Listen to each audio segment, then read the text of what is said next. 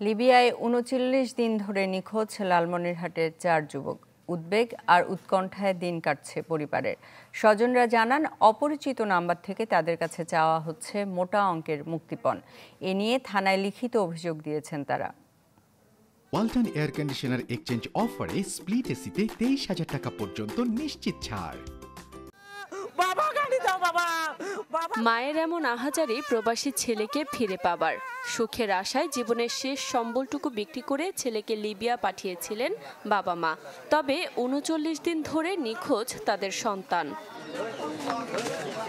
২ বছর আগে লালমনিরহাট সদরের মিজান নামে এক প্রবাসীর মাধ্যমে লিবিয়ায় পাড়ি জমান রাকিবুল ইসলাম, আলামিন মিয়া, কুড়িগ্রামের আল আমিন ও হাফিজুর রহমান।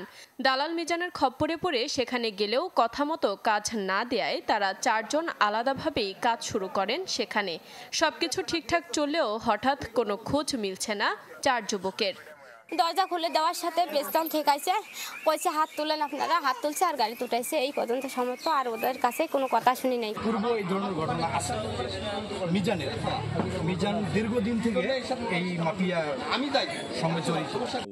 এদিকে অপরিচিত নাম্বার থেকে হুমকি দিয়ে পরিবারের কাছে দাবি করা হচ্ছে মোটা অঙ্কের মুক্তিপণ। আলামিন আমাকে ফোন দিল যে ভাই একটু ইমুতে আসো। পরবর্তীতে আমি ইমু যখন অন করি, সে আমাকে ফোন দিয়ে বলল যে ভাই আমাদেরকে কিডন্যাপ করেছে, ৫ লক্ষ করে টাকা লাগবে। যে লোক কিডন্যাপ করছে তারা ফোন দিছিল যে এরা আমার হাতে আছে, ১০ লাখ টাকা লাগবে, তারপর আমি ছাড়ি দেব।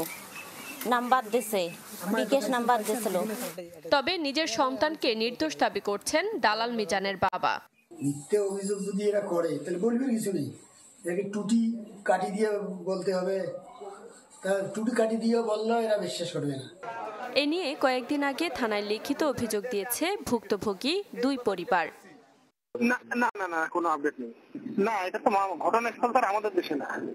না, এটা সংক্রান্ত আসলে বলার কোনো কিছু নেই, কারণ ক্রাইম তো আমাদের এখানে হয়ই নাই। ঠিক আছে, এটা বিদেশের একটা ঘটনা, সেই ঘটনা তো আমাদের এখানে আইনগত ব্যবস্থা নেওয়ার কোনো সুযোগ নেই।